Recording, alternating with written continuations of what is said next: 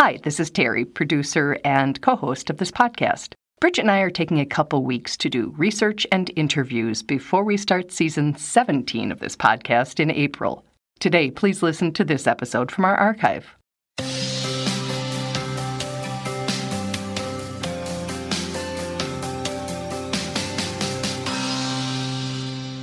Hello, and thank you for joining us on Giving Voice to Depression. I'm Bridget. And I'm Terry. More than 350 million people worldwide suffer from depression, but you do not have to have it yourself to be affected by it. Its prevalence pretty much guarantees that someone you care about battles its darkness. This podcast tries to shine some light into that darkness. We're not experts, and we're not therapists. We're sisters and best friends who live with depression and are committed to encouraging healthy, healing conversations about mental illness.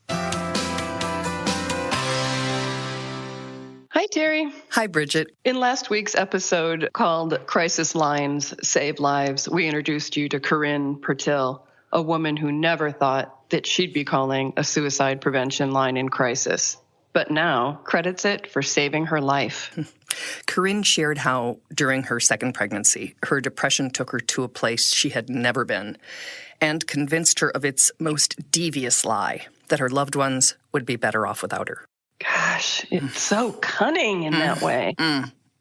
Before she followed through with her planned suicide, something stopped her. Sobbing, she dialed 1-800-273-TALK. and was told to head to a nearby hospital and ask for help for a psychological emergency. Corinne was treated, her healthy son was born in an induced labor, and she is just now starting to share her story of recovery in hopes of helping others who are in that dark, isolated, despondent place that she was just a couple of years ago.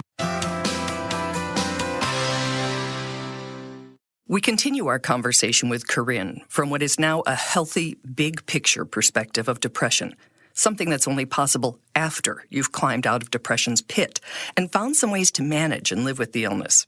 Corinne says we need to talk about getting out of those heavy, hopeless places so that others can hear and believe that the bottom does not have to be the end.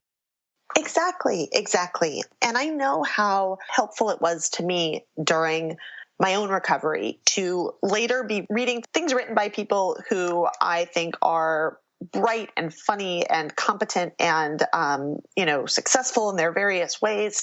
And when somebody was willing to acknowledge either in passing or in more detail of like, yeah, this is my life. And also I live with depression as well. Like, this is my life. And also I seek regular treatment for anxiety or another health condition. I found it so helpful. I found it so inspiring. It made me feel less alone. It made me feel like it was possible to have a full, healthy, happy life and still have this. It showed me it was possible to still be, you can still laugh at things. You can still be funny and have depression. Corinne asks, what if there were stories of people having heart attacks, but none about surviving one?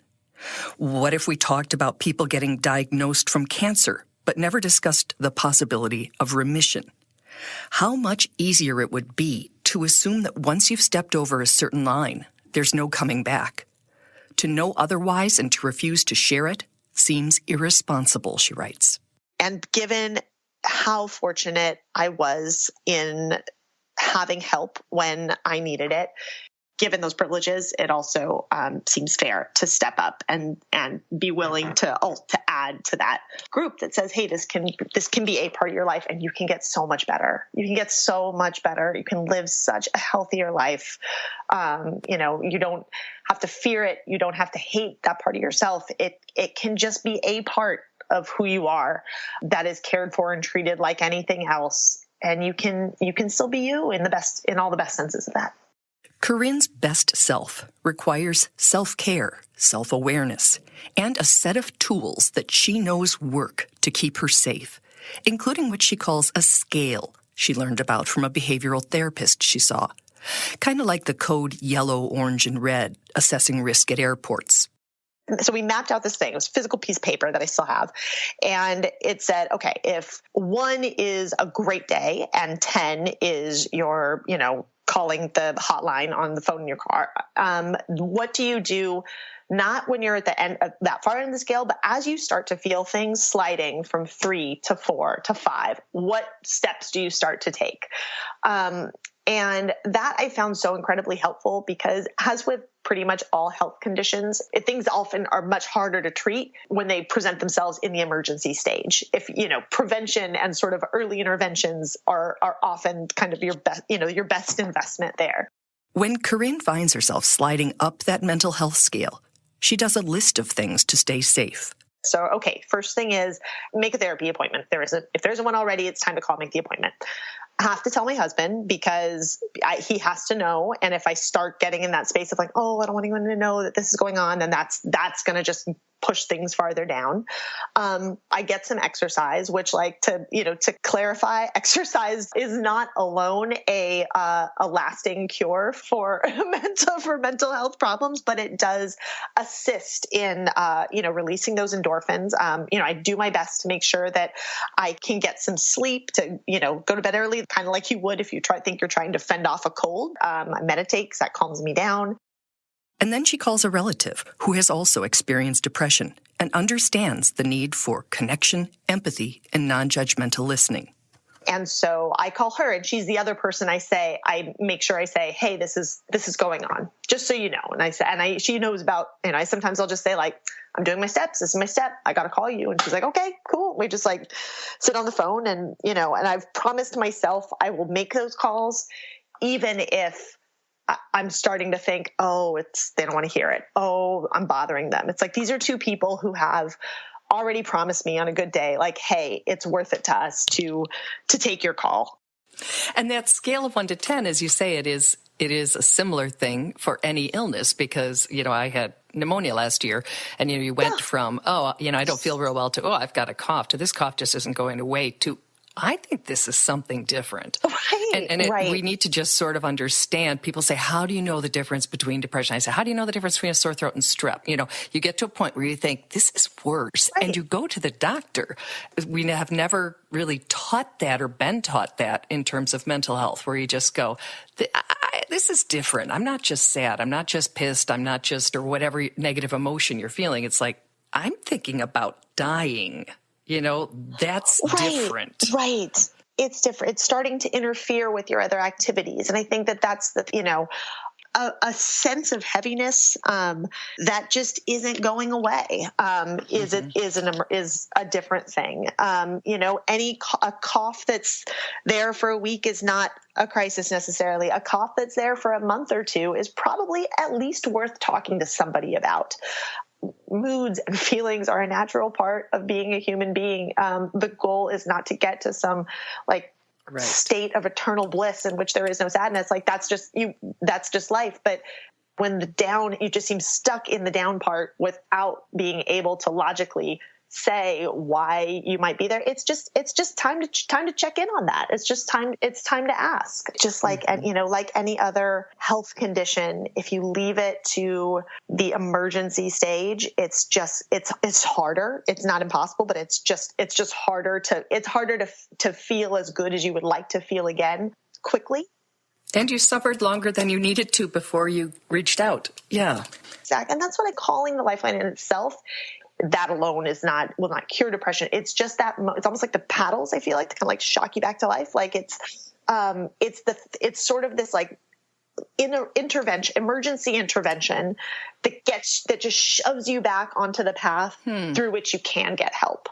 And if you just feel like you're in a place where you can't even get to the point where you can take the steps forward and seek care, having that emergency intervention at the right time can just be an incredible gift. It's what it's there for. I interviewed the executive director of the Lifeline, and he was explaining that if you are just not alone for that moment, that you get through the moment. Yep. And then the next moment, and then the next moment, and something shifts, and something shifted enough in you that you could put your car back into drive and, wipe your eyes enough to see clearly and get to the hospital.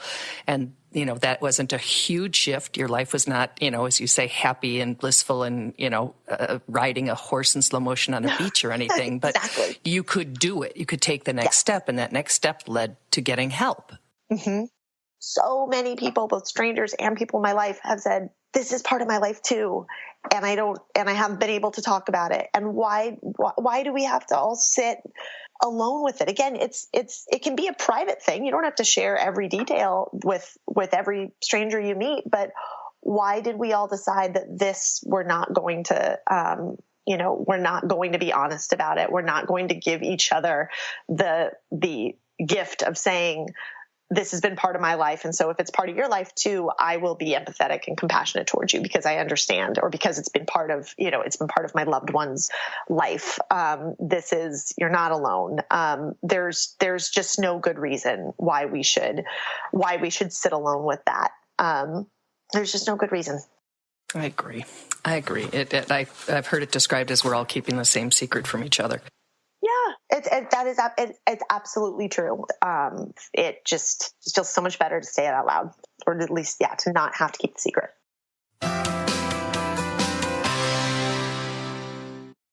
To not have to keep a secret. I don't know why it has to be a secret.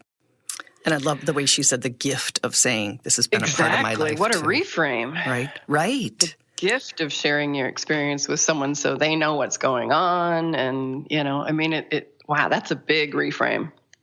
Yeah, it was very interesting. And the article, which is how we first learned of Corinne, was called Suicide Hotlines Really Do Save Lives. I know because one saved mine, and we will link to it. But you can see why we definitely wanted to talk to her and just get some of this perspective and, as you call it, reframing.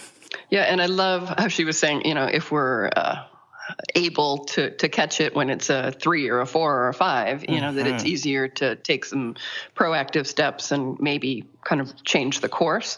A metaphor that I've always liked is the GPS on a boat. And, if you're looking at the GPS often, in other words, checking in often, then the correction's smaller. But if you don't look or you don't check in, then all of a sudden it takes a whole lot more energy and the job's a lot bigger to get you back on course. Yeah, than iceberg. Yeah.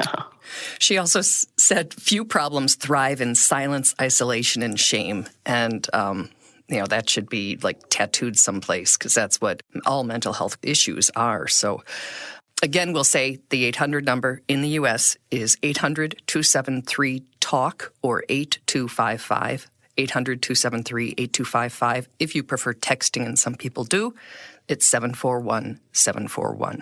All right. So thank you again to Corinne for sharing her story with us and for sharing really good advice on how to stay ahead of a crisis and get the care you need when you need it. Absolutely. And let's honor Corinne's bravery by sharing the gift of our experience with somebody. Very nice. Thank you, Bridget, for sharing the gift of your experience and your voice and your sisterhood with me. I love you so much, Terry. Bye. Love you too, sweetie. Bye-bye. We hope that these shared stories bring out a little more understanding or help people articulate their experiences of depression a little more clearly or more freely. Thanks to everyone who's digging deep and finding the words and finding the courage to give voice to depression. You can find all the other episodes, some resources, and a blog on our website, givingvoicetodepression.com. And you can find the podcast most of the other places that you find podcasts. Just Google it, as our mom says. And please remember, if you're hurting, speak up. If someone else is hurting, listen up.